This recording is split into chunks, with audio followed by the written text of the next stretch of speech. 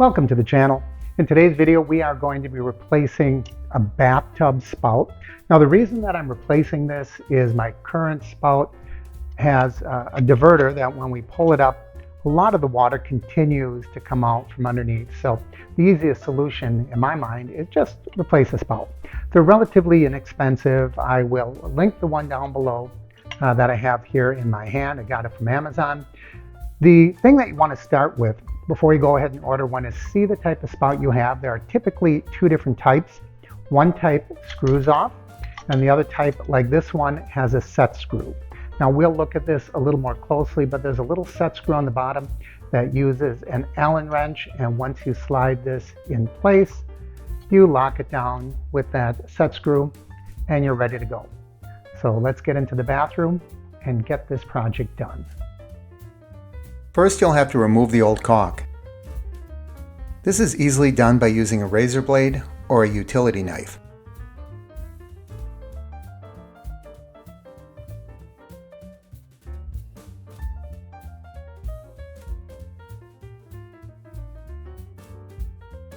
Once the caulk is cut free, loosen the set screw.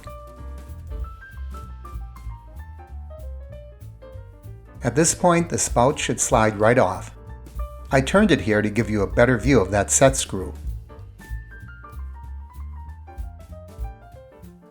Now we can clean up the caulk residue using a razor blade and solvent.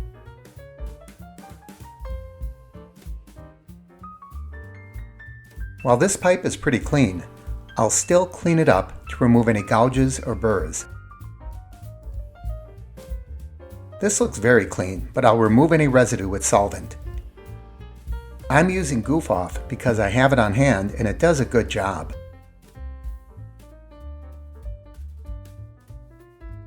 I'm going to clean this off a little bit with some sandpaper. I know some people might say I should be using iron oxide. I'm not going to worry about it too much because this is actually pretty smooth.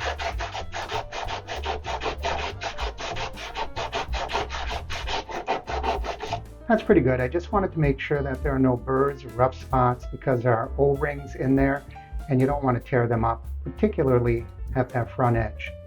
This next step, some people might argue you don't have to do. I'm going to, and that's to use some plumber's grease, a little bit of waterproof grease. Put that on there because I don't want to risk tearing up that O-ring.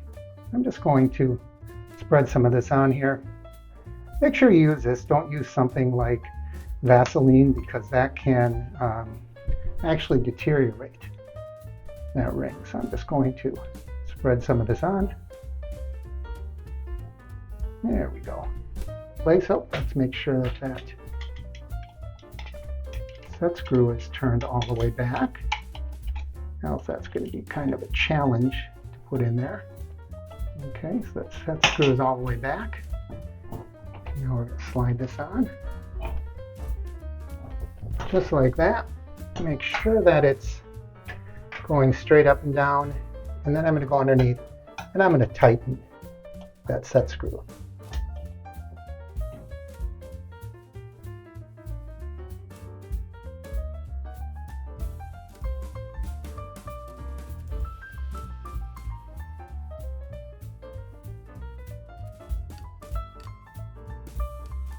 That's all there is to it.